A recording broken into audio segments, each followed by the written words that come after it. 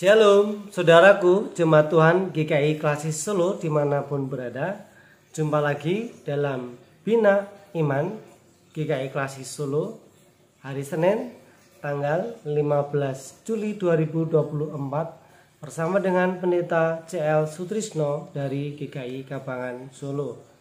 Mari Bapak Ibu Saudaraku, sebelum kita bersama membaca dan merenungkan firman Tuhan, kita berdoa.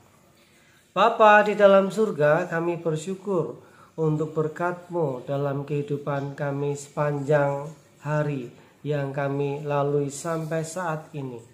Kami rindu Tuhan untuk mendengarkan firman-Mu. Bersabdalah kepada kami Tuhan, urapilah hamba-Mu ini dalam kelemahan keterbatasan menjadi sarana pemberita firman-Mu, agar baik ia maupun kami semua yang mendengarkan firman Tuhan dapat mengerti, memahami, terlebih diberi roh kesetiaan memberlakukan firman-Mu dalam hidup kami hari lepas hari. Di dalam nama Tuhan Yesus Kristus kami memohon. Amin. Ibu bapak saudara-saudari yang dikasihi Tuhan Yesus Kristus, mari saya ajak kita membaca firman Tuhan yang kita ambil dari kitab Kisah Para Rasul, pasalnya yang ke-21, ayatnya yang ke-37 sampai dengan yang ke-40 yang demikian. Ketika Paulus hendak dibawa masuk ke markas, ia berkata kepada kepala batalion itu, "Bolehkah aku mengatakan sesuatu kepadamu?" Jawabnya, "Engkau tahu bahasa Yunani? Jadi engkau bukan orang Mesir itu yang baru-baru ini menimbulkan pemberontakan dan membawa lari 4.000 orang pengacau bersenjata ke padang gurun?" Paulus menjawab, "Aku adalah orang Yahudi dari Tarsus, warga dari kota yang terkenal di Kilikia. Aku minta supaya aku diperbolehkan berbicara kepada orang banyak itu." Sesudah diperbolehkan oleh kepala batalion, Paulus berdiri di tangga dan memberi isyarat dengan tangannya kepada orang banyak itu. Ketika suasana sudah tenang, mulailah ia berbicara kepada mereka dalam bahasa Aram. Katanya, "Saudara-saudara dan bapak-bapak, dengarkanlah apa yang hendak kukatakan sekarang kepadamu sebagai pembelaan diri." Demikianlah sabda Tuhan. Yang berbahagia kita yang mendengar dan yang melaksanakan firman Tuhan dalam hidup kita hari lepas hari. Ibu bapak saudaraku yang dikasihi Tuhan, tadi firman Tuhan saya bacakan dari Kisah Para Rasul 21 ayat 37 sampai dengan yang pasal 22 ayatnya yang pertama. Karena ayatnya nanggung dari ayat 40 itu dan kelanjutannya ada di pasal 22 ayat yang pertama. Ibu bapak yang dikasihi Tuhan Yesus Kristus, kita hendak membicarakan bagaimana Paulus ketika ia memberitakan Injil, dan ketika ia memberitakan Injil ternyata tidak mudah. Tidak semua orang menerima, tidak semua orang bisa memahami, tidak semua orang bisa mendukung apa yang dilakukan oleh Rasul Paulus. Pada suatu ketika dalam konteks bacaan kita hari ini, Rasul Paulus rame-rame ditangkap oleh orang-orang yang ada di kota tersebut karena ia dituduh menjadi orang yang menyebabkan biang kerok, sumber kekacauan, di mana kita melihat dalam ayat yang sebelumnya yang tidak kita baca dari Kisah Para Rasul 21 ayatnya yang ke-29. Nah, disitulah yang menjadi sumber biang keroknya. Di sana dikatakan, sebab mereka telah melihat Trofimus dari Efesus sebelumnya bersama Paulus di kota, dan mereka menyangka bahwa Paulus telah membawa dia ke dalam bait Allah. Di sini terjadi miskomunikasi. Entah miskomunikasinya ini disengajakan, Rasul Paulus dikait-kaitkan dengan Trofimus, atau memang itu sebuah kesalahan yang tidak disangka atau yang tidak disengaja. Terlepas dari itu semua, bahwa karena peristiwa itu membuat Rasul Paulus menjadi kerepotan, menjadi kesusahan.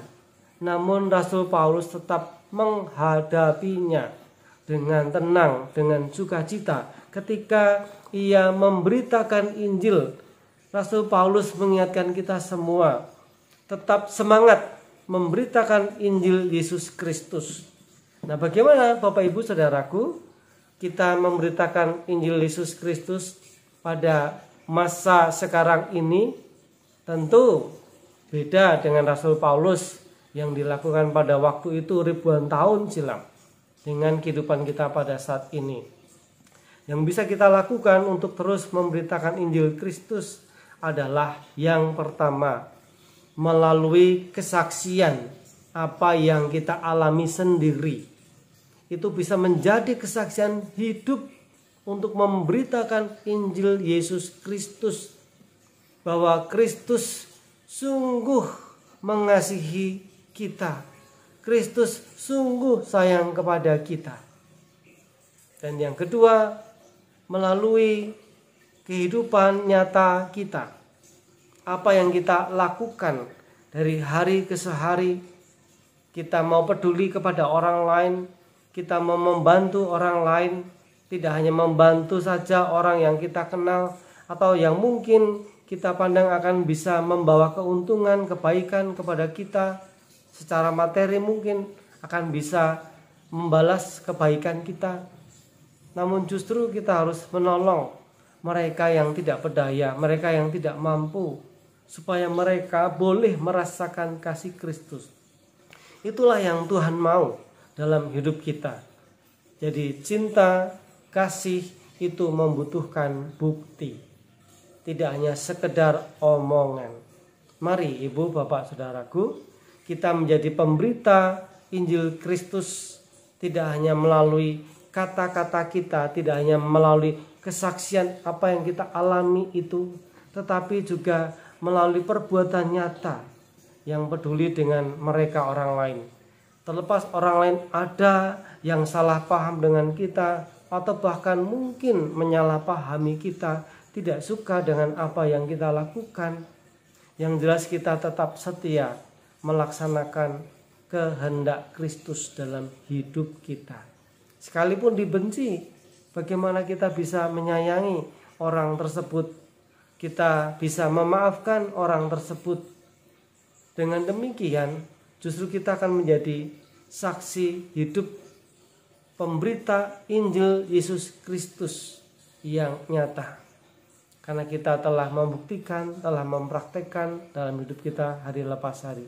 Mari Ibu, Bapak, Saudaraku, tetap semangat kita memberitakan Injil Yesus Kristus. Ada satu lagu sebelum kita bersama akan mengakhiri dalam doa. Ada lagu yang mengingatkan kita untuk bersaksi terus sampai Tuhan datang. Lagunya kira-kira demikian. Bersaksi terus sampai Tuhan datang. Bersaksi terus sampai Tuhan datang. Bersaksi, bersaksi, bersaksi, haleluya. Bersaksi terus sampai Tuhan datang. Tetap semangat memberitakan Injil Tuhan melalui kesaksian hidup kita, melalui perbuatan nyata kita, agar semakin banyak orang mengenal Kristus melalui hidup kita. Mari kita berdoa. Tuhan Yesus, kami bersyukur buat firman-Mu yang mengingatkan kami untuk terus semangat bersaksi tentang cinta kasih-Mu kepada dunia, cinta kasih-Mu kepada kami orang-orang yang berdosa ini. Mampukan kami ya Tuhan untuk menjadi sarana kesaksian, tidak hanya melalui kesaksian kata-kata, tetapi juga kesaksian perbuatan kami yang mewujud nyatakan kasih Kristus bagi sesama kami, siapapun mereka yang Tuhan perjumpakan dengan kami. Kami menyerahkan Tuhan kehidupan kami dalam setiap kegiatan aktivitas, biarlah bersama dengan keluarga kami, nama Tuhan kiranya dipermuliakan. Mampukan kami Tuhan untuk menjalani kehidupan kami dalam pergumulan kami, baik yang sakit Tuhan sembuhkan, baik yang kesulitan ekonomi Tuhan juga bantu. Tuhan beri pertolongan supaya mereka dapat mengatasi kesulitan ekonomi melalui setiap daya upaya yang dilakukan dengan jalan baik yang seturut dengan kehendak-Mu. Juga setiap pergumulan apapun yang dialami oleh umat-Mu, Tuhan tolong mereka. Di dalam nama Tuhan Yesus Kristus kami mengucap syukur, haleluya, amin. Demikian Bapak Ibu, saudara-saudari yang dikasihi Tuhan Yesus Kristus, Bina Iman saat ini telah usai. Selamat beraktivitas, Tuhan memberkati kita semuanya.